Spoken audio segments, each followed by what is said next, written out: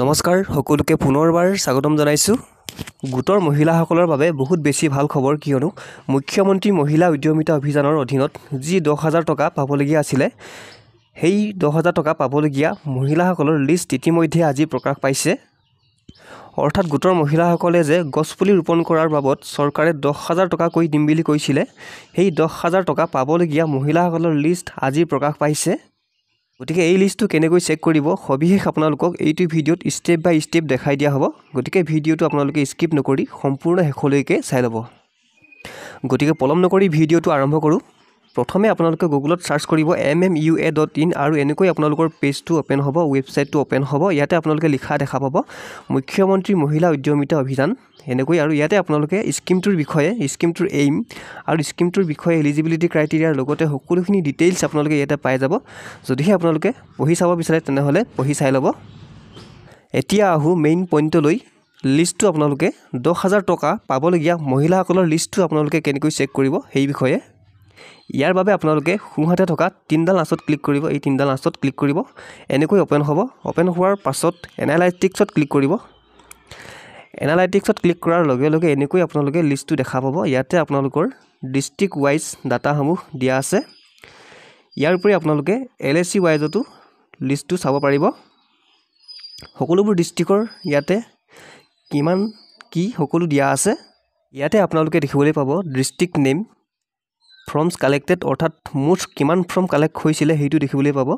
তাৰ পাছত forms approved অৰ্থাৎ কালেক্ট হোৱা ফৰ্মৰ ভিতৰত কিমান ফৰ্ম এপ্ৰুভ কৰিছে হেইটো তাৰ সংখ্যাটো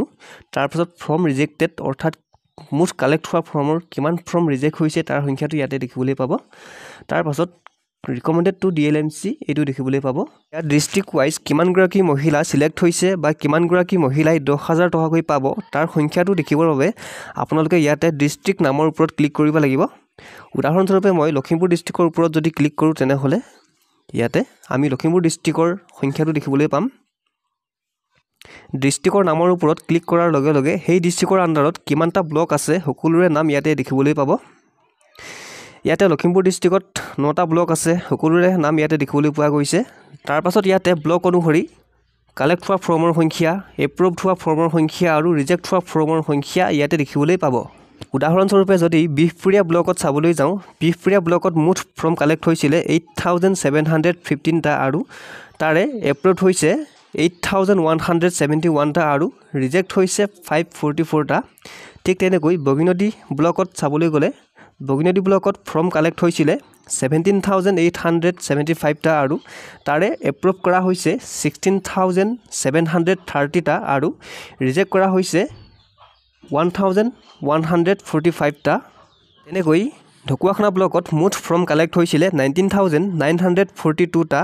তাৰে ফৰ্ম এপ্ৰুভ কৰা হৈছে 19466 টা আৰু ৰিজেক্ট হৈছে 476 টা তেনেকৈ ঘিলামৰা ব্লকত ফৰ্ম কালেক্ট হৈছিল 13680 টা আৰু তাৰে এপ্ৰুভ কৰা হৈছে 13248 টা আৰু ফৰ্ম ৰিজেক্ট কৰা হৈছে 432 টা এনেকৈ আপোনালোকে ব্লক ওয়াইজ কিমান ফৰ্ম কালেক্ট কৰা হৈছে আৰু কিমান ফৰ্ম এপ্ৰুভ কৰা হৈছে লগতে কিমান ফৰ্ম ৰিজেক্ট কৰা হৈছে সকলোখিনি ডিটেইলছ চাব পাৰিব তাৰ পাছত এলএসি ওয়াইজত লিষ্টটো চাবলৈ হলে আপোনালোকে ভিউ এলএসি ওয়াইজ ইয়াতে ক্লিক কৰিব ক্লিক কৰাৰ লগে লগে আপোনালোকে এলএসি ওয়াইজৰ ডাটাসমূহ দেখিবলৈ পাব ইয়াতে আপোনালোকে ডিস্ট্ৰিক্টৰ নাম এলএসিৰ নাম কিমান ফৰ্ম কালেক্ট হৈছিল তাৰ সংখ্যাটো দেখিবলৈ পাব তাৰ পাছত কিমান ফৰ্ম কালেক্ট কৰা হৈছে তাৰ সংখ্যাটো দেখিবলৈ পাব লগতে ইয়াতে কিমান ফৰ্ম ৰিজেক্ট কৰা হৈছে তাৰ সংখ্যাটো দেখিবলৈ পাব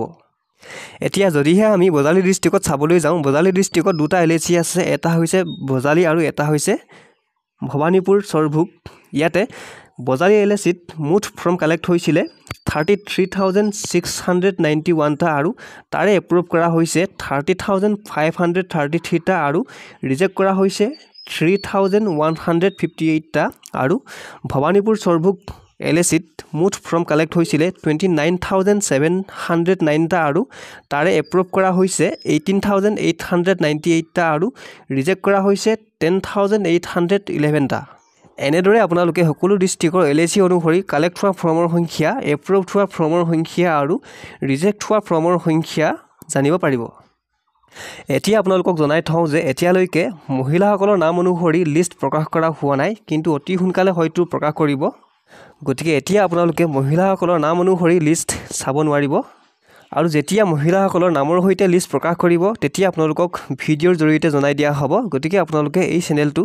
ছাবস্ক্ৰাইব কৰি বেল আইকনটো প্ৰেছ কৰি অল নটিফিকেশ্যন অন কৰি থ'ব। তেতিয়া আপুনি আমাৰ সকলোবোৰ ভিডিঅ' পোনপ্ৰথমতে পাই থাকিব। গতিকে পৰৱৰ্তী ভিডিঅ'ত লগ পোৱাৰ আশাৰে এতিয়ালৈ ধন্যবাদ।